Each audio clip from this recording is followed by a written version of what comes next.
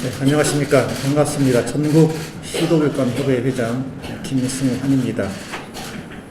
오늘 전국 시도교육감협의회 산하 대입제도 개선 연구단 연구 결과 1차 발표회 자리에 기자님들께서 함께 해주셔서 감사합니다. 작년 8월 19일에 교육부가 2022 대입제도 개선 최종안을 발표를 했습니다. 그리고 8월 30날 제주도에서 전국 시도교육감협의회 임시총회가 열렸습니다. 거기에서 대입제도 더 이상 이대로 둘 수 없다라는 점에 교육감들의 의견이 일치했습니다. 그 자리에서 결의했던 것이 대입제도 개선 연구단을 구성을 하기로 하고, 그리고 연구단에 참여하는 연구위원은 일반계 고등학교 교사로 하자라는 것이었습니다.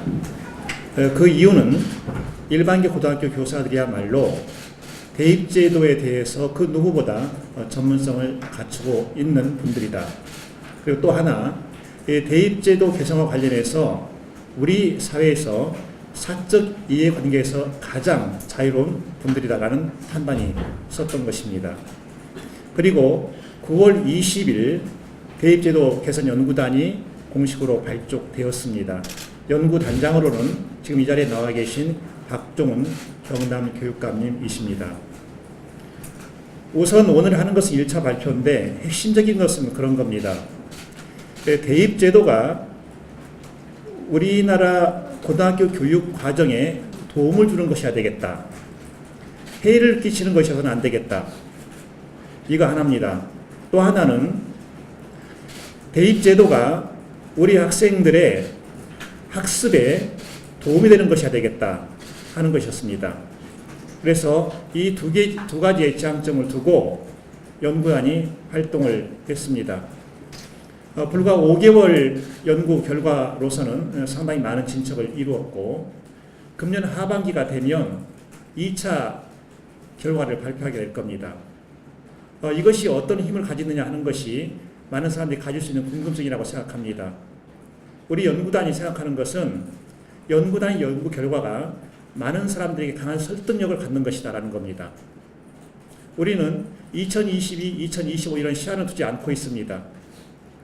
전체적인 판단은 국민들이 할 것이다 라는 그런 자신감을 가지고 있다는 말씀을 드립니다. 새 학년이 시작되는 3월을 앞두고 있습니다. 올 한 해 학교에는 가르치는 보람과 배우는 기쁨이 넘쳐나길 바랍니다.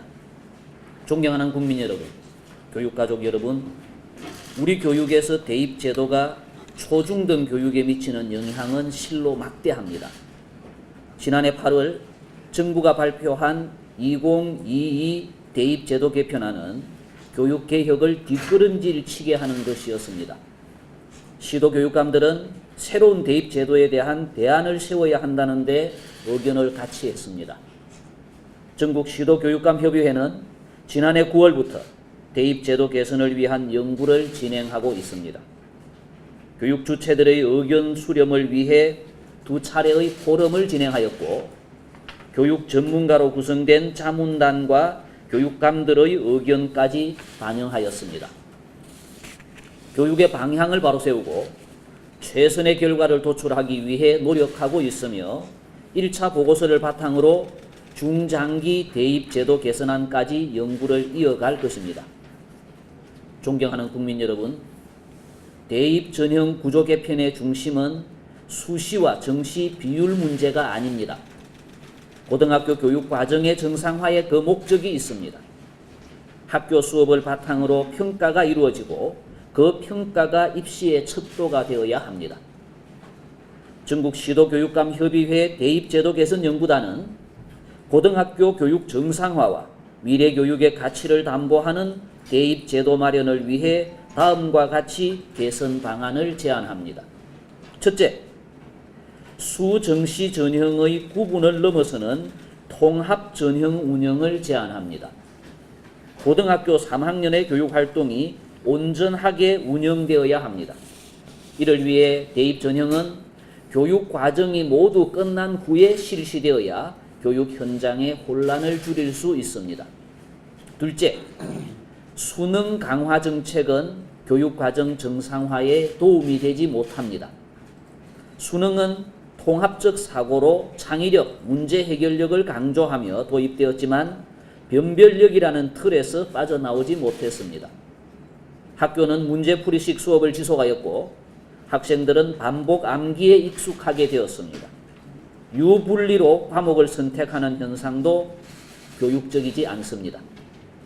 대학 수학능력시험 체제는 전반적으로 변경되어야 합니다. 수능은 선발을 위한 변별 도구가 아닌 학업 역량을 평가하는 척도로 자리매김해야 합니다. 따라서 전과목 절대평가, 수능 자격 고사화 등도 함께 고려해야 합니다. 수능은 선다형을 지향하고 학생의 창의성과 기본 학업 역량을 평가하는 시험이 되도록 개선해 나가야 합니다. 나아가 그동안 논의해왔던 논서술식 수능이나 수능 1, 2 등과 같은 다양한 유형도 고려할 필요가 있습니다. 아울러 교육부는 고교교육 기여대학 지원 사업으로 수능 강화 정책과 연계하는 것을 재고하기 바랍니다. 이하는 세종교육감께서 낭독하시겠습니다. 셋째, 학생부 종합전형의 공정성 제고입니다. 학생부 종합전형이 고교교육 정상화에 기여한 정도는 분명히 크다고 할 수 있습니다. 그러나 학교생활기록부의 신뢰성과 학생부 종합전형의 공정성에 대한 비판이 있는 것도 사실입니다. 그렇다고 해서 학생부 종합전형을 줄이는 정책이 학생 진로 맞춤형 교육과정 운영에 맞는지는 심각하게 고민해 보아야 합니다. 학생부 종합전형의 안정적 운영을 위해 신뢰성과 공정성을 뒷받침하는 장치를 마련해야 합니다. 학생부의 기록 방식을 개선하는 것이 중요합니다. 기계적인 객관성이 아닌 평가할 가치가 있는 것을 평가함으로써 최대한의 정당성을 확보해야 합니다. 입학사정관의 전문성을 국가 차원에서 강화하고 그들의 신분을 안정화하는 방안도 마련해야 합니다. 대학은 선발 결과의 자료도 공개해야 합니다. 넷째, 대학별 고사는 고등학교 교육과정 범위에서 출제함으로써 동시에 사교육의 영향력을 최소화해야 합니다. 면접고사도 학생부를 기반으로 하는 면접으로 통합되어야 합니다. 장기적으로는 논술 전형은 수능과 통합해서 논술 서술식 수능으로 발전하는 방안이 필요합니다. 존경하는 국민 여러분, 교육 가족 여러분, 이제는 수시, 정시 전형의 구분을 뛰어넘어야 합니다. 학생 선택형 2015 개정 교육과정의 안정적 운영을 위한 대입제도의 개선 방안을 함께 찾아야 합니다. 교육선진국에서 수년 전부터 실시해온 논서술식 수능 등에 대해서도 적극 검토해 봅시다. 학생부 종합전형의 신뢰성과 공정성 제고를 위해 전국의 고등학교 교사들과 함께 교육감들이 앞장서겠습니다. 아울러 대학에도 제안합니다. 대입제도가 교실에 얼마나 큰 영향을 미치는지 주목해 주시기 바랍니다. 미래를 대비하는 교육 패러다임 변화에는 대학의 판단과 참여가 필요합니다. 우리 연구단은 대학의 자율성을 강조하였습니다. 고교와 대학이 연계하여 초중등 교육 정상화를 함께 이끌어 갑시다.